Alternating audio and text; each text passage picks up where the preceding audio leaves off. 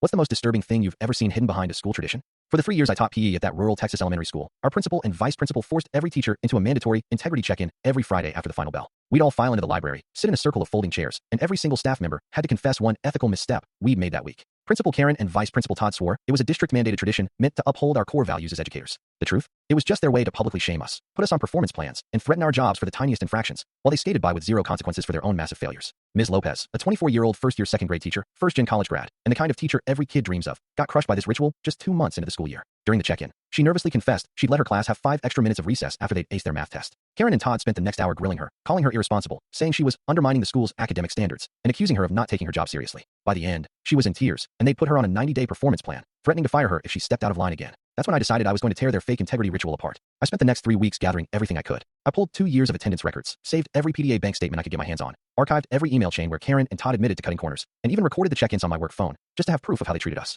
The next Friday, I walked into the integrity check-in with a thick manila folder and a stack of printed copies tucked in my bag. When it was my turn to speak, I set the folder down on the table, and the room went quiet. I've been keeping track of every confession in this room since the start of the school year, I said, and Karen's fake smile vanished instantly. For example, I flipped open the folder. For months ago, Todd confessed to falsifying 12 student attendance records to keep our state funding numbers up. But last month, when a first-grade teacher accidentally marked a student absent for a day they were here, you wrote her up and threatened her license. Todd's face turned beet red, and he slammed his fist on the table. I turned the page. And Karen, 3 weeks ago, you told us you were in a district meeting all day Wednesday. But in your confession the next Friday, you said you were on a beach vacation with your sister, leaving us short-staffed and forcing the special ed team to cover your lunch duties for the entire day. You made 3 teachers work through their breaks with no extra pay. Karen's hands started shaking, and she stammered that it was administrative business. I kept going. I listed every time they put a teacher on a plan for being 2 minutes late to class, every time they'd shamed a teacher for giving a kid an extra snack, every time they'd yelled at us for a misstep that hurt no one. Then I laid out their own mess. The $15,000 in PDA funds they'd embezzled for administrative expenses that were just fancy dinners and hotel stays, the time they ignored a parent's report of a teacher bullying students, the time they falsified state test scores to make the school look better. The library was so quiet you could hear the air conditioner hum. That's enough, Karen snapped, reaching for the folder.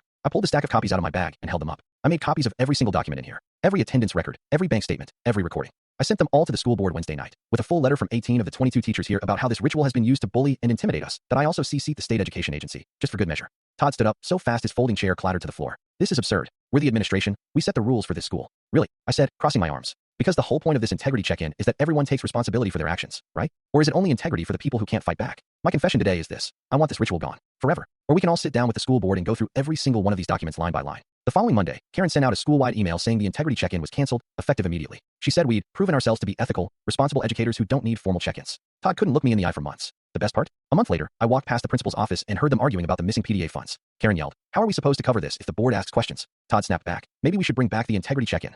I walked by right then, manila folder in hand. They went silent so fast, it was almost comical. The check-in never came back. Last week, Ms. Lopez asked me if I really had all those recordings ready to send to the state. I showed her the folder. All the pages after the first 2 were completely blank.